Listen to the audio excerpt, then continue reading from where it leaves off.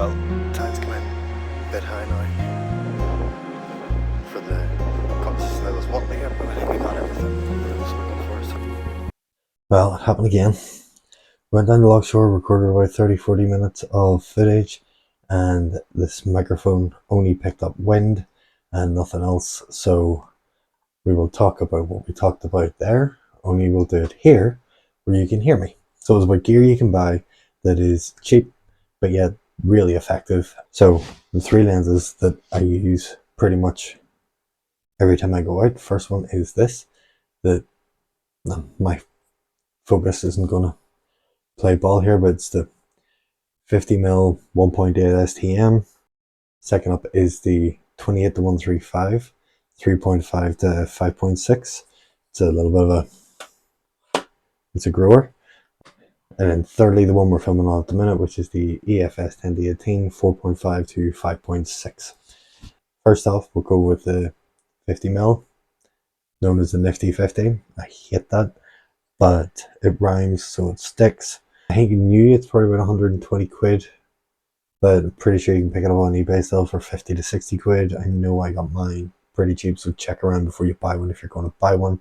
Really light, very plasticky, kind of feels like it would break if you drop it, but it doesn't, and it's super useful. So let's have a look at some shots that were taken with it. So as I do with everything, this has a 49mm filter thread on it. It's a very, very small one, but you still can buy ND filters for it. So I got a 10 stop for it. Again, going for another long exposure here. This one was 20 seconds. Again, another long exposure one. This was from the weekend there. Another little moody kind of one with the tide coming in, kind of giving a misty effect over it. That was a 30-second exposure. And this was 15-second exposure down in Portrush. Compositionally, this is not good because everything is kind of over on the right and we've got all this empty space.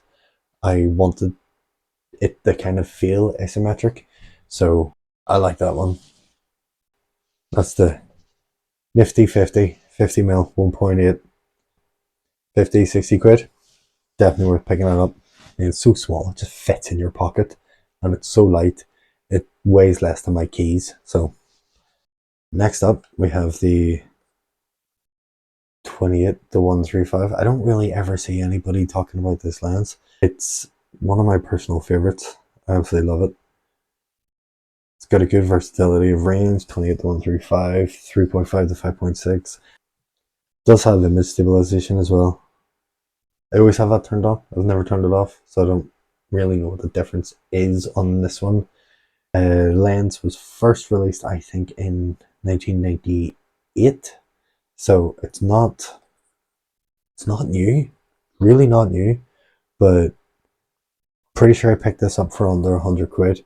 I think generally it's maybe somewhere in around 1 to 200 depending on condition. Okay, so let's have a look at some of the examples for this. So we can shrink me down 1/250th of a second at 117mm. This was up at Dundas Castle, just outside Portrush, with the Skerries. Again, the Skerry Islands, which are a different angle from the ones from the 50mm shot. 1/800th of a second at 65mm. This is Cave Hill, just round the corner from me. We can see it pretty much from the house. 1/1000th of a second for that one at 135mm. I wanted to kind of get the scale of the houses in the middle. It's just round the corner from me. 1/250th of a second at 56mm. Finally, we have this, a long exposure of, 98 seconds. That's a very unusual time. So, I mean, under £200 might not be everybody's budget, to be honest, but if you're lucky, you might get a steal on one of the marketplaces somewhere. Yeah, for landscape, just to get yourself a little bit closer to the subject, just kind of narrow in what you're looking at and get more focused, then absolutely great one. Low light, not a winner, but stick an ND filter on it, go for some long exposures on it, really, really nice. Okay, finally we've got the 10-18 EFS 4.5 to 5.6 IS STM.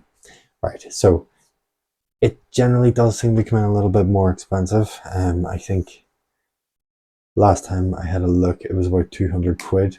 I paid £119 for mine. So definitely a bit of a bargain whenever the recommended price was coming in now that I'm averaging close to £200. So it's again not great for low light, given that it's only 4.5, but stick a couple of ND filters on it and do some long exposure, which is what I mostly use it for. But it's a super wide angle lens, so you just gotta be careful whenever you're shooting with it that the edges of your screen, edges of your photo aren't kind of warping down. Yeah, it's really light, feels kind of plasticky though, so that is a bit of a negative, but also it's absolutely grand. Doesn't feel like it's going to break, much like the 50. If we have a quick look at some of the pictures. All right, so first off, just standard landscape. It's nothing special, but kind of gives you, even in an 8x10 cut, it shows you the width that you can actually get out of it. So this was 66 seconds at 17mm. Why 17? I don't know, but sunrise down at Luxor down the street. Again, long exposures, sticking the ND filter on it, same what you can get out of it. 185-second exposure in 18mm gives that real kind of moody, misty around the rocks with the tides just lapping in and out.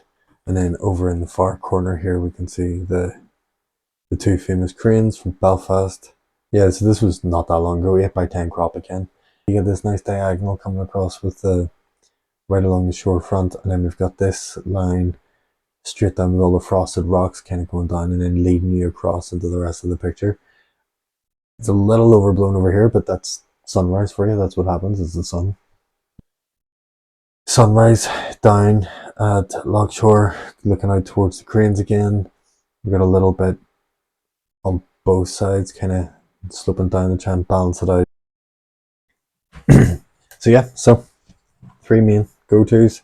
10-18 right there, Nifty 50 right here, and the 28, the 135 right here.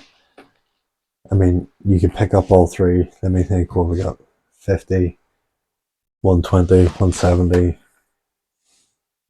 under £300. Plus, I don't buy expensive filters because I'm not made of money.